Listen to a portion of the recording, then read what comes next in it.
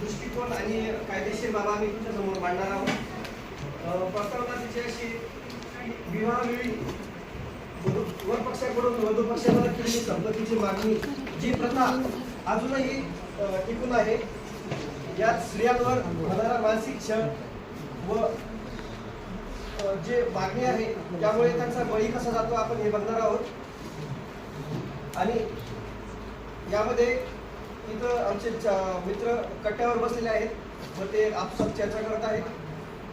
आणि हे एका मी तुम्हाला एक छोट्याशा सादरीकरणातून एक माहिती देणार आहोत.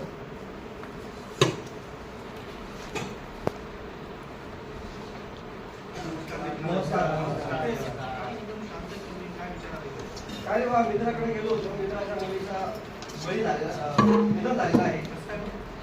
तिचं निधन जे झालंय ते हुंडा बळी झालाय.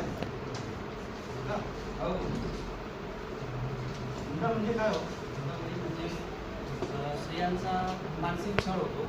आणि मानसिक छळ म्हणजे अस्वाभाविक मृत्यू म्हणतो आपण त्याला. अस्वाभाविक मृत्यू म्हणजे काय? म्हणजे विष देऊन स्त्रीची हत्या करणे किंवा फाशी लावून स्त्रीची हत्या करणे आणि जाळणे, यातून स्त्रीचा जो मृत्यू होतो त्याला हुंडाबळी असतो. हा जो इतका भयानक गुन्हा आहे त्यासाठी कायद्यात काही बाबी उल्लेख करून ठेवले आहेत की नाही? कसं आहे, हुंडाबळीसाठी आपल्याकडे कायदे तर भरपूर आहे, पण त्याचं काय की या कायद्याची माहितीच खूप कमी लोकांना. आता भारत सरकारने जवळपास 1961 मध्ये पहिल्यांदा कायदा केला होता की स्त्रियांवरती होणारे क्रूरता थांबवण्यासाठी. आता क्रूरता म्हणजे काय? एखाद्या स्त्रीला एवढा त्रास देणं किंवा मानसिक शारीरिक त्रास देणं की ज्याच्यामुळे ती आत्महत्या करण्यासाठी प्रवृत्त होते. आता हे थांबवण्यासाठी शासनाने जो 1961चा कायदा केला त्याच्यामध्ये हा गुन्हा सिद्ध झाला तर कमीत कमी 3 वर्षाची शिक्षा त्यात मेन्शन केली. हा गुन्हा तिचं पती किंवा तिचे कोणतेही नातेवाईक असेल त्यांनी जरी केला असेल तर सगळ्यांनाही सारखी शिक्षा होती.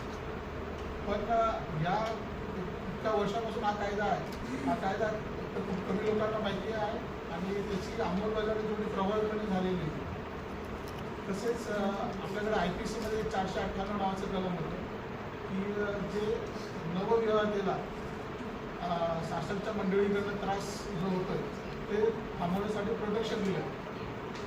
पण आता 1 जुलै 2024 पासून काय झालं की भारत सरकारने नवीन न्यायसंहिता आणली, भारत न्यायसंहिता म्हणतात त्याला.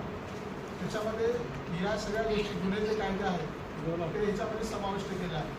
म्हणजे क्रूरतेसाठी जो कायदा होता 304G तो आता भारतीय